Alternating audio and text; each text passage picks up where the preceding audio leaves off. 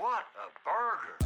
You are listening to the Longhorn Podcast. To the Longhorn Podcast. End zone ahead, folks. Touchdown, Longhorns. With Danny.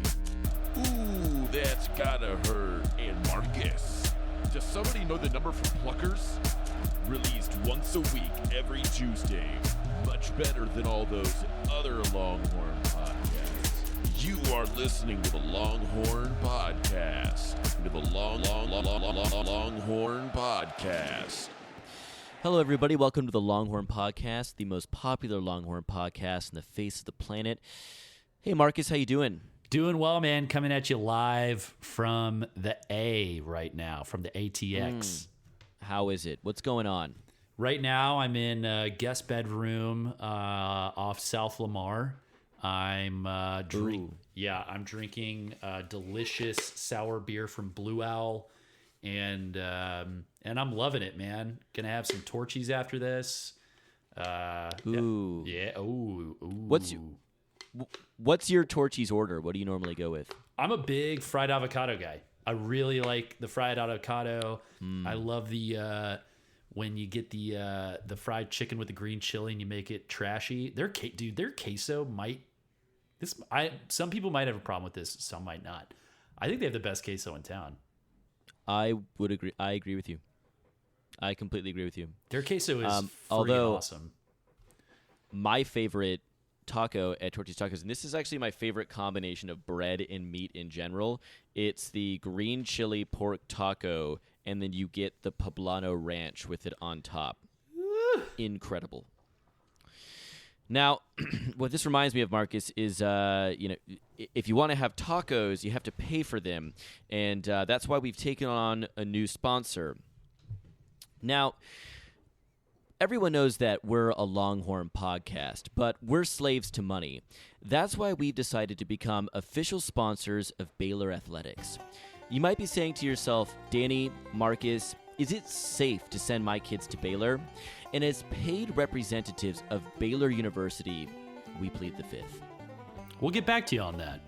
What about Art Briles dropping his suit due to overwhelming evidence that there was 52 rapes? I plead the fifth. What about the fact that there was a prostitution ring on campus? I plead the fifth. I've heard Waco is dangerous, boring, and a mediocre institution. You know what? I'm glad you brought that up, Danny. It's a very important issue, and I plead the fifth. Baylor University, we plead the fifth. Wow, Marcus, I can't believe that Baylor brought us on. Generous sponsors. They really are. They're generous. I think they're trying to buy some goodwill right now. I don't know about the copy of their ad. Still seems like they're a little shady, but I'm just here to cash the checks. You know what I'm saying? Exactly. And it seems as though things haven't really clicked with them because, it did come out this week that there is a prostitution ring that it was being run on campus, right, by one of their coaches. Well, I mean, we certainly don't want to start any false rumors or create any fake news. So what happened was one of their coaches was stupid enough to get caught seeing a prostitute. Obviously, nothing wrong with seeing a prostitute. They're there for sex, and you pay for it. And Baylor Athletics get it. I don't need to tell my sponsors about that; they understand. But this guy didn't do it the Baylor way, right? He got caught. He didn't keep it quiet. What were you thinking, man? So how did he get caught? I don't know. I don't know how he got caught, but it's sort of like the joke people used to make about Bush getting a DUI in the 70s. It was like, do you know how drunk you have to be in the 70s to get a DUI in Texas? That's kind of the same thing in Waco. It's like, do you know how flagrantly you have to be having sex with a prostitute to get arrested for it? I mean, you've got to really you got to be like in town square, like with a bell on, just going to town. So I don't know the details, but I do know a couple weeks after he was arrested for prostitution, Baylor decided it was in the best interest of the program to let it go. These are tough decisions. And I mean, obviously this wouldn't have happened in Art's day. If Briles was still there, he, listen, he talks to the right people, right? Art would have just said, "Let's give him a second chance." Well, it's a prostitution ring, but he's a man of God. He wouldn't have said it, but he would have gotten like an assistant coach to go tell that. He would have, he would have delegated that sort of disciplinary action out. But yeah, I mean, he wouldn't have said it. He wouldn't have said it, but he would have tweeted it and signed his name on the tweet just to make sure that everyone knows he wants to keep this prostitution ring. So it wasn't a prostitution ring. It was just this guy got into the bear cage. No, dude. God, no. It wasn't a prostitution. That would have been terrible. This was just a coach having sex with a prostitute, man. I mean, it's like making mountains out of molehills hill. Am I right? I mean, okay. I thought that it was something nefarious, but prostitution ring down in Waco. It's a boring town. You have to have something to do. I want to move on to an interesting subject. Dante Foreman apparently played 2016 with a broken hand. Is there anything this guy can't do? Get a 4-year degree in college. Ba-dum-dum. Yeah, you can't do that. But playing with is it hard to play running back with a broken hand? Is it really that hard, or can you just tape it up? I think they cast it up. He never played with like a hand cast. JPP, the defensive end on the Giants. He blew his hand up. He like held a firecracker in his hand. It's like one of the highest paid defensive ends in the league. Blows his hand up, and they're just like, we're just gonna put a club shaped cast on your hand, and you're gonna play. They didn't do that for Foreman though. He's a beast, man. I mean, seriously, he was all world. He was all world. So yeah, apparently he didn't playing with a broken hand he's a football guy. That's what football guys do. He's a football guy. He didn't give a shit. He's playing with a broken hand. Did you know that Dante Foreman had, I think, under 2 stars coming in? His brother, I think, was like a 4 or 5 star player, showed his brother up. Do you think it's awkward now between the Foremans because Dante is the star? I hope not. I hope they're not a house divided because of football and stars, but I don't know. I mean, they're not like the Rodgers. We don't get to see the inner details of their family life displayed across The Bachelor yet. But yeah, I don't know. I hope not. I saw an interview recently with Shane Bichelle. They brought him onto the Longhorn Network for a bunch of fluff questions, and they were saying, Shane, are you worried about Sam Ehlinger coming in and stealing your job? And he said, I'm completely confident. We're pushing each other, but things are good. Do you think that deep down Shane is nervous that Sam's going to take away his job? Of course he's nervous. If he wasn't nervous, he would have just gone, wait, who? Sorry, who? Yeah. I don't know who that is. Yeah, who the fuck is that? Who the fuck's that? Who the fuck's that baby boy? Who? Shane does look good. Here's the thing. I saw some replays of him. He looked good. Shane will be the starting quarterback next year. Sam Ehlinger. Yeah. Sam Ehlinger needs to get healthy. Like, I don't even know if he's out of his sling yet. Because he dislocated or he messed up his shoulder or his collarbone. He's had knee surgery already. I mean, Sam Ehlinger he could be a gifted quarterback if he can stay healthy. TBD. I think Shane Bichelle is our guy. But there's like an LSU quarterback, right? Who's kind of.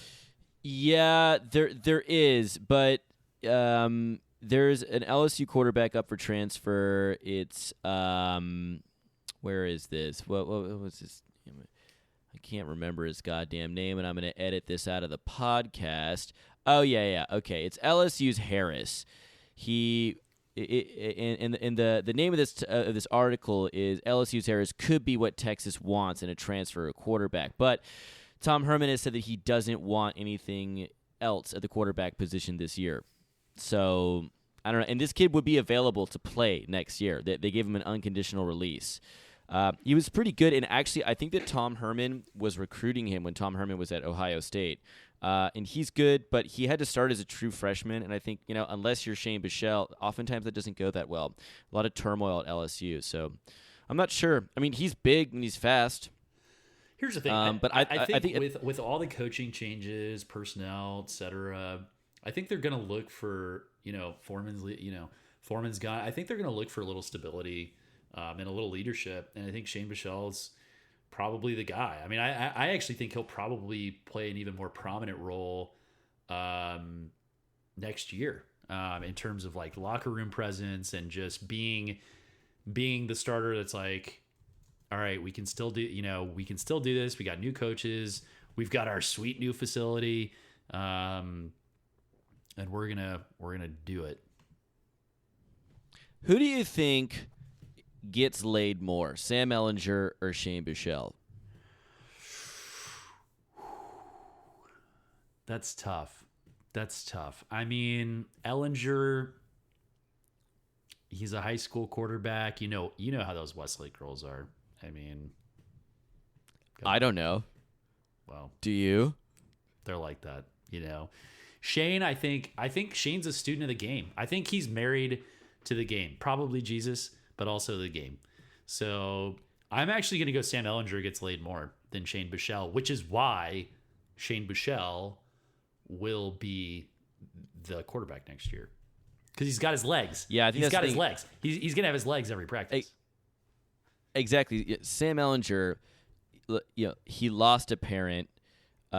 He's this bruised, broken baby. Sometimes he's not even on the field because he's like Tony Romo, but he's still tall, good-looking kid. He's got that swoop that the 18-year-olds love now. I agree with you. I think Sam Ehlinger's getting laid hard, but maybe it will contribute to his success on the field.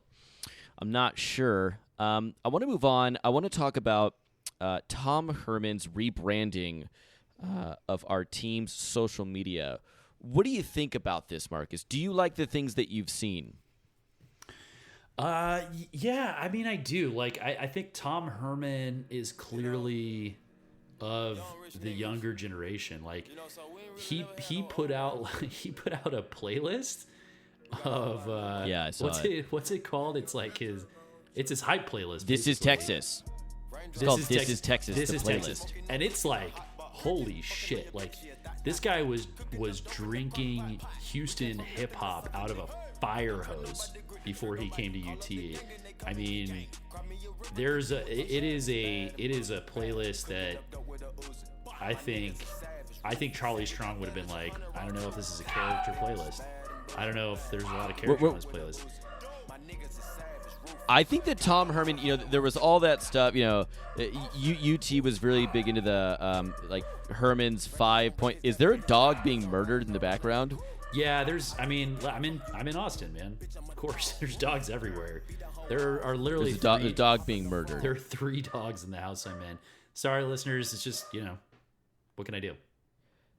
Charlie Strong had his 5 tenets. Don't know guns and all this stuff. I don't think Tom Herman deep down gives a fuck. He's got Slippery by Migos on here, What You Doing by Trouble, Both by Gucci Mane, Stick Talk by Future, Moves by Big Sean. This isn't just a playlist. This is a playlist that you drive around in your slab to, drink lean to, and then make love to your girl to. That's what this playlist is for, which is what I think that Tom Herman's probably doing every Sunday. I mean, I think we figured out how he recruits, right? Like, he shows up in his drop top SS. He's like, we're not even gonna talk. I got nothing to say. I'm gonna let Migos do the talking for me. And then it's just bad and bougie. I love that. I didn't know Migos had other songs. I'm tired of artists these days that aren't like old one-hit wonders. Artists these days, they come out and they have a few songs. I want a Milli Vanilli. I want a true Criss one-hit Cross. wonder, right? Like I want a one-hit. Yeah. The problem is a one-hit wonder today can't make as much money as they used to. Right. A one-hit wonder today, back in the day, they'd have one hit and they're worth $20 million. and they still have that money, but see that no one cares about them, which I think is where there's the epic fall. They're on they did a bunch of blow, and they're on their ski-doo. And I actually remember watching this VH1 series on Ice Ice Baby guy, Vanilla Ice, and he described sitting in his mansion after riding his jet skis, and everyone else was still riding jet skis, and then he just tried to kill himself. I mean, that's the kind of one-hit wonder that I want. I don't want these artists. I want one and done. Milli Vanilli. I was thinking I just want another aha take on me. Like a real I don't want them to murder themselves afterwards. I just want they put all their creative energy into take on me, and it's just forever. That song is gonna be forever. And did Aha ever do anything again? No. Did they kill themselves? No. That's okay. We don't need that. No. This is where the true debate starts. I want the tragedy but there's a weird Schadenfreude with one-hit wonders. I don't even if a one-hit wonder kills themselves, no one ever cries about it, especially if the song's gone. Everyone's like, man, he only had one good song. When Milli Vanilli, one of them, he died. He killed himself, and but he had the story that I like, where he's nothing, then he suddenly has mountains of cocaine, loses his mind. I don't know. I'm just I'm tired of these Migos guys coming out as artists with multiple songs. Well, no, I mean, so Migos, but Migos was not a thing, and then Donald Glover gets up, he wins the Emmy for Best Comedic Series with Atlanta, which if you haven't seen, it is amazing. Atlanta's incredible. And in his thank you speech for his Emmy, he's like, and I want to thank Migos for making Bad and Bougie, because this is a fucking dope song. And then Migos is number one the next day. So it's they weren't even a true, they weren't really a one-hit wonder. They got a shout out on the Emmys by Donald Glover, who had just created the most relevant, basically kind of hip hop show ever. And it's just I'm going to thank Bad and Bougie for my win. I mean, that's Do you think level. he had money? You think he had some skin in the game? He owns some You think some he's of got a the piece of Migos. Migos? You think he's got 5% of gross on Migos? Maybe. He's a smart guy. He's a businessman. He's all about the money, and that's what we're all about here. Paperboy, stacking up that paperboy. Tom Herman did this thing, Marcus. I don't want to get your opinion on it. He took the parents of the players, of the UT players, into a room, and he said, no more of this negativity. I don't want you to tweet negative stuff about the team anymore. Immediately after that, the parents went to the press and told them what Tom Herman said. Are the parents wrong, or is Tom Herman wrong? I love this story, because it's the most Texas reaction, it's basically the come and take it of responses. It's just don't fucking tell me how to live my life. All right. Nobody I don't care if you just have my son and our team's best interest at heart, and I really have no business commenting on social media about the state of the team and affecting everybody's mindset. Come and take it, man. Come and take it.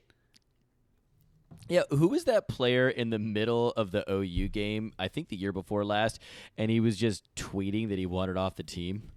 I can't remember, but I mean, but it's also it's mid game. He's just like, can I transfer? I'm out. It is the most fair weather fan Texas response. How dare you tell me not to take a shit on this team? This is my team. I'll take a shit on this team as long and as hard as I want. Okay, I live and breathe burnt orange. I will take this team into the grave. And I agree with you. I mean, it is a bit, strong man, strong armed to tell the parents what to tweet, what not to tweet. However, I found it a little bit. It was ruining the narrative last year when Dante Foreman's dad was tweeting about the plays live. So he's just like, oh, why'd you have him run up the middle that time and stuff? And it makes you think that Dante might think that as well. I don't know. It doesn't look good. And I wish these parents could just get on board, but maybe they're just doing this right now for attention because they want some attention. Sports parents, a lot of the time, they want to get famous off their kids. Maybe they know better. Maybe they know better than the professional coaching staff that gets paid millions of dollars to do their job. I mean, maybe they just, they're football guys. Like Foreman's dad's probably just a football guy. And he's just like, I know a football play when I see one, and I know a bad football play when I see one. That's a bad football play. I agree with you. There might be that might be true.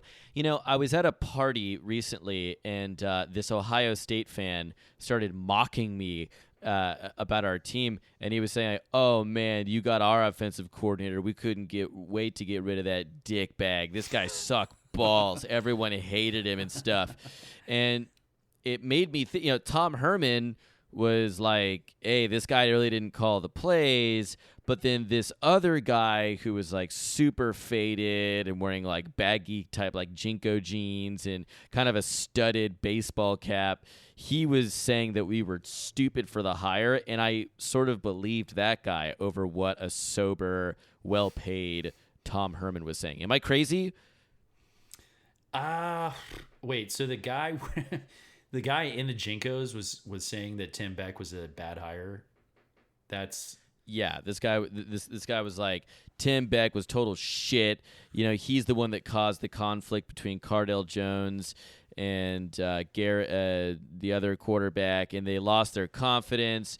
And he's just really shitty and can't use. He just talked shit about this guy for so long. It was like, I can't believe you guys had him. Blah blah blah blah blah. And it brought up all these fears I had about the hire in the first place. Ohio State fans are fucking bullshit. They suck. They suck. They are such bad fans. Ohio State's one of the only places where I've been heckled. Columbus, Ohio is one of the only places I've been heckled on the street for wearing like a University of Texas shirt or a UT hat. And it's because their life We're not sucks. even rivals. We're not even rivals. It's because their life sucks, man. They live in Columbus. Like, that place sucks. That place sucks. It does suck. Like the guy was wearing Jinkos, man. How you can't trust a guy wearing Jinkos in 2017? That's crazy. They weren't exactly Jinkos, but they were baggy pants. Okay. I wear tight pants, but did he have Airwalks on? Was he wearing a Massimo shirt? No, he wasn't wearing Airwalks. He had soaps. The soups that the shoes that you can grind with. Nice. It was either that or LA Lights. I wasn't sure which one, but yeah, that or Etnies. And if you showed up to school with a pair of Etnies on, and the stoner guys knew that you didn't smoke weed and skate, they'd call you a poser. Poser, you don't even skate. Well, this guy didn't skate. In Columbus, it's like, do you even dairy farm, bro? Yeah. Also, the food sucks in Columbus. I've spent a lot of time in Columbus, the worst chicken fingers I ever had in my life were in Columbus, Ohio. I mean, how weird is that? Who's ever had a bad chicken finger? Chicken fingers are always good. I mean, they're hard to do poorly. I'll give you that. And I got family in Columbus. I spent 4 months in Columbus once. Worst 4 months of my life. I mean, legit. You told me that terrible. At that time in your life, you were buying a lot of prosciutto from the store and cooking extravagant meals. Because it was all I could do to make myself forget that I was in Columbus. Yeah, Columbus, Ohio. You see, ladies and gentlemen, this is the hard-hitting analysis that Marcus and I have on UT football. Folks, I'd be lying. It's been a slow news week. You know what? It's been a slow news week. Let's be real. It's been a slow news week, but we did talk about, I think, some important things. Shane's press conference, what this guy wearing Jinkos said about our new offensive coordinator, Talked about some of the running back situation, how Deontay Foreman is an absolute god. Tom Herman trying to strong-arm the parents of the Texas football players who said, "No, sir, come and take it." I think that's some hard-hitting news. It'd be really cool if, like, Tom Herman, like, his biggest fight was just with all the players' parents. He gets along great with the players, but like the parents are just, they can't deal with the good thing at Migos. the university. But yeah, you can't deal with the Migos. But the good thing at the University of Texas is the only people you have to get along with are a few billionaires, which Tom Herman seems to get along with. That's really, if you get along with those billionaires, your life is fantastic. I guess the University of Texas is a metaphor for life. Yeah, it's true. Impress who matters. Okay, boosters and your AD. It's it. One time, this guy that went to UT with me, his name was Marty, and everyone called him Party Marty. Because he partied. Right. And one day I was studying, and he said, "It's not the grades you make; it's the hands you shake." And I thought to myself, yeah, but I think the grades probably matter a bit. Well, you were like, yeah, but Marty, you're just going to work for your dad's car dealership after you graduate. So, like, I think he did. That doesn't count. Yeah, like he was he was set. Last thing I want to talk about today is what dorm at UT has the best buffet. And I think it's Towers. Okay. All right. Yeah. I'm going to go San Jack. I'm going to go San Jacinto.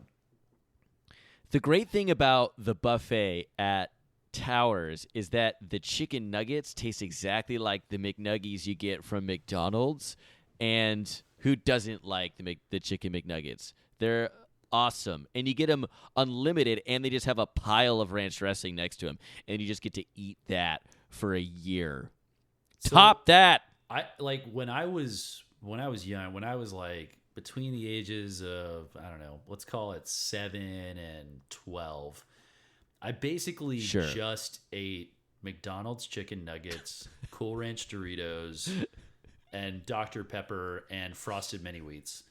And I am literally still trying to lose that weight. I mean, it's like permanently, it's permanent. It doesn't go away. So, your dad was a doctor. I know. Yeah, apparently an absentee doctor, because he was the one just, whatever you want, man. More chicken nuggets, just shut up. I got to make a call, all right? I got to do doctor stuff. What happened? What happened that one time you and our friend Sean were getting McNuggets in the Tenderloin or something? Have you heard this story? Oh, my God. Yeah, I was there. Yeah, I want to end on this note. This is the last thing I want us to say for this episode. But please we'll sign off with a brief story. This is about if you've ever been to San Francisco, this is the McDonald's at 16th Street and Mission Street, which is like, I mean, you get a weird mix of like smells, street preachers, people selling like stolen CDs and DVDs on blankets on the street. Like somebody might try and pick a fight with you if you like look at them the weird way. It's kind of a rough intersection. And there's a McDonald's there, which you can kind of guess what. It sounds like Kabul in Afghanistan. That's what I'm imagining. It is bombed out and depleted. So yeah. So there's McDonald's there. You can kind of imagine the crowd. Me and my buddy Sean, UT grad, we were living together. And we woke up one Saturday morning. We're just like, man, it's just like sometimes you're 12 years old again. You're like, I need some fucking chicken McNuggets or I'm going to tear my hair out. So we walked to the closest McDonald's to us. And it's closed. It's closed on Sundays. And at this point, there are plenty of other places we could go. I know. There are plenty of other places we could go, but we're kind of pot committed. We're like, it's nuggets or bust. So we walk like another mile or so to the Mission, to 16th and Mission. And Sean, it had been a long night. He had had a lot of, Coors Light. And so obviously he needed to take a huge shit. So as soon as we get into this McDonald's, he's like, I got to go to the bathroom. And I'm like, that's not a good idea. And he was like, I got to go. So he walks in. I take care of the order. I get us a $5 20-piece chicken McNugget, 2 large fries, and a nice romantic meal, and a couple sodas. And I'm like eating my nuggets. I mean, once I start eating, I'm in the zone. It's like people talk about flow state, when they're like, where time just like passes you by, and you're like, yes, it's like I was in flow state. I'm just like eating my nugget. I get through my 10 nuggets. And I kind of look up and I'm like, where's Sean? And Sean comes staggering out of the bathroom, and he's like white as a sheet. Like he looks like he just saw his dead grandfather in the bathroom. And I'm like, he sits down and I'm like, your nuggets are getting cold, dude. And he's just like, I can't eat those. And I was like, what? Now I'm worried. I'm like, what happened in there? And he's just like, well, so it's like one of, a lot of McDonald's and maybe rougher areas. It's like, you got to enter a key code to get in, and it's a 1-person stall. Mm-hmm. So he's like getting into the bathroom, and this dude is like barging in behind him. And he's like, I got to go, man. And Sean's like, no, man. Like I've been waiting. Like I got to go. So Sean walks in, and this dude follows him in. And I guess actually, so there was like a urinal and there was a single stall, and the dogs don't want to hear this right now. So they walk in, and Sean goes into the stall to do his business. And this dude's like, no, man, I got to get in there. And Sean's like, go away. And so this dude's like, you asked for it. And he just drops trowel and takes like the biggest, gnarliest, nastiest shit in the urinal you've ever seen. Like this is a heroin shit. This is like what you might see on like a New York City wall in the 1970s that some dude just like spray painted the wall. Like that was the McDonald's bathroom. And Sean can kind of hear this happening. And the guy's like, give me some toilet paper. And Sean hands him some, and I think it was like, I felt like, I don't know if you've ever seen The Thinner. It was a Stephen King novel they turned into a book, but it was sort of like, a curse on your family, Sean, a curse on you, like you asked for this, and it just scarred him for life. And I don't think he ever ate McDonald's again. He certainly didn't eat McDonald's that day, and some poor guy had to go in there with a mop and bucket. It was an ugly scene. We may edit all this out. I mean, I don't even know if this is gonna make the podcast. This is pretty crude stuff, but man, it's not crude, Mark. It's the truth, and that's why these people come to the podcast. I got mileage out of that experience. I mean, I would sneak into his room and get really close to his face when he's sleeping and go, "You asked for this, Sean. You asked for this." And then you would just shit on him. And then, no, he wouldn't even wake up. He would just have a bad dream that night. He wouldn't know why. God, it's funny. I love it. Well, Marcus, I think that was a great episode. I think we accomplished what we wanted, and I want to let the fans know that we have a big surprise next week. Okay, I can't contain it.